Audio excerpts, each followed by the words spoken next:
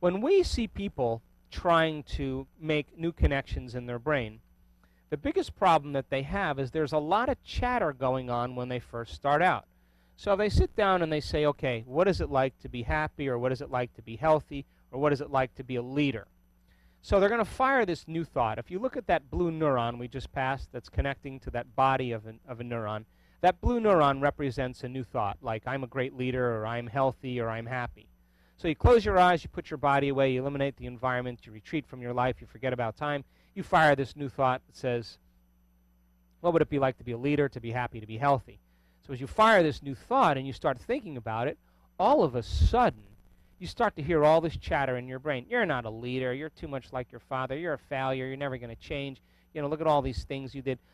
You're never going to be healthy. Look at the pain in your back. The doctor told you this. Look at all the past problems you've had. Your life is a wreck. All of that chatter is the old circuits that have been firing and wiring all along behind the scenes of your awareness that you haven't been paying attention to. Now, all of a sudden, you become conscious of those unconscious thoughts. So as all this chatter is going on, you're trying to select one thought that you want to put your attention on. So as the chatter and the voices are going on trying to talk you out of greatness, we have this one component as human beings called our will. And our will is connected to the spirit.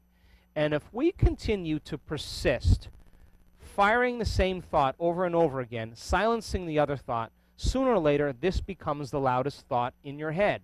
The moment this thought becomes the loudest thought in your head because it carries the greatest amplitude, the action potential is traveling from the presynaptic cleft to the postsynaptic cleft, and the circuit has to be sealed. But the neural growth factor travels in the opposite direction, from the postsynaptic cleft to the presynaptic cleft. So there's only a certain amount of neural growth factor to grow around. So as we're sealing the circuit of being a great leader, being healthy, being a happy person, it starts to seal the glue from the other circuits. So there goes the thought you're never going to change. There goes the thought of the pain in your back. There goes the thought that you're too much like your parents.